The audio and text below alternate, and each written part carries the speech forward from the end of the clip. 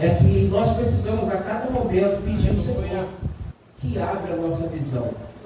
Tema que o Espírito de Deus venha abrir a nossa visão espiritual.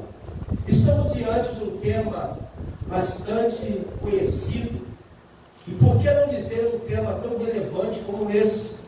Porque todas as vezes que nós abrimos a nossa Bíblia no Evangelho de Jesus, nós sabemos muito bem que não existe 4 evangelhos, existe um evangelho, porém 4 autores narraram a respeito de um evangelho.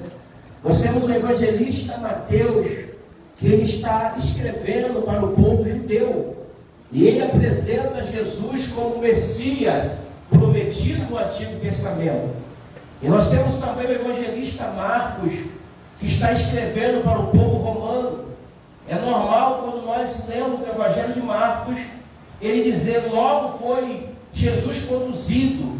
A impressão é que se dá que Marcos está com pressa, mas não, porque o povo romano não atentava para os pequenos detalhes. E nós temos também a versão de Lucas, que escreveu para o povo grego, o povo de uma cultura mais peculiar. E também nós temos a versão de João, o evangelista amado de Jesus, que escreve para a igreja. O capítulo de número 9, que nós estamos ministrando, está dizendo que Jesus, ele está saindo da cidade de Jerusalém.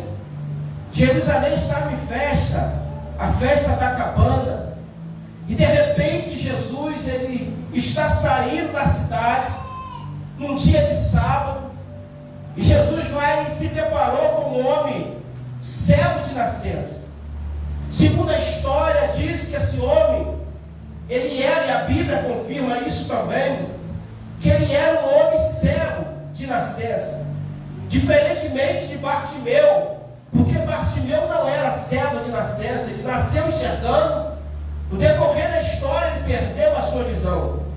Mas esse cego aqui, ele já nasceu cego.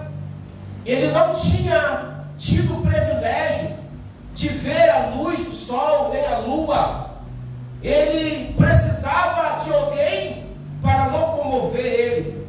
Um dia desse eu estava andando no centro da cidade daqui de Macaé, e de repente me deparei com um cego, e um cão de guia estava guiando ele, atravessando a rua com ele. E você percebe as limitações, as dificuldades que um cego ele tem para se locomover. E diz a Bíblia que este homem ele era cego de nascença. E quando Jesus ele sai da cidade de Jerusalém, segundo a história, esse homem estava no canto do muro, estudando a fundo. A gente descobre que esse homem ele era músico. Como pode um cego ser músico?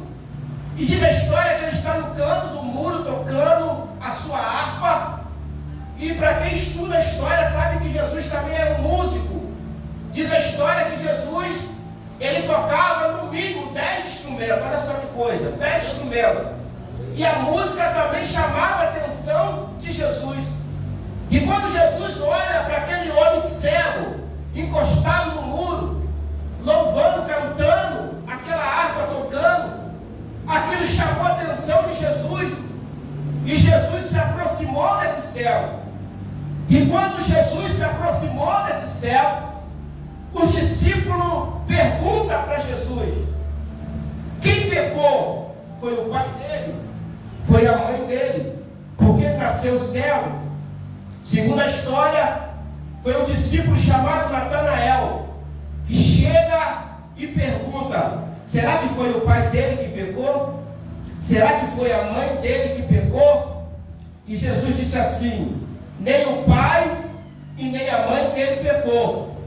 Ele nasceu assim para que a glória de Deus se manifestasse sobre a vida dele. O que eu quero dizer? Nem tudo é pecado. Porque as pessoas têm uma mania de olhar e de repente você está enfrentando um processo doloroso, um processo de enfermidade, um processo financeiro, um processo familiar, e alguém olha para você e diz assim: alguém pecou, ele está em pecado, não pode a vida dele estar assim dessa maneira. Mas nem tudo é pecado. Às vezes o Senhor permite alguma coisa para que a glória do Senhor venha se manifestar sobre a minha e sobre a sua vida. Os judeus tinham uma cultura, quando eles olhavam para alguém que estava enfrentando luta, enfrentando dificuldade, ele dizia assim: ele pecou. Eles começavam a acusar.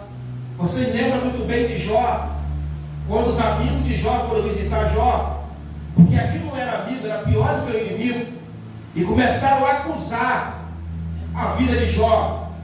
Confessa o teu pecado, diz aonde está o erro, para poder eles apontar. Talvez você entrou aqui nessa noite assim, como esse servo. Alguém está te apontando. Alguém está falando que tem alguma coisa errada com o seu ministério. Alguém está dizendo que tem alguma coisa errada dentro da casa dele, porque nada vai para frente. Mas Jesus disse assim: ninguém pecou. Isso aconteceu para que a glória do Senhor se manifestasse na minha e na sua vida. Você está entendendo? Aleluia. Se você está entendendo essa mensagem é para você. Alguém chegou e disse assim: alguém pecou porque a mãe dele ou o pai dele pecou, porque não pode andar assim. E Jesus disse assim: ninguém pecou. Isso aconteceu para que a glória do Senhor se manifestasse sobre a vida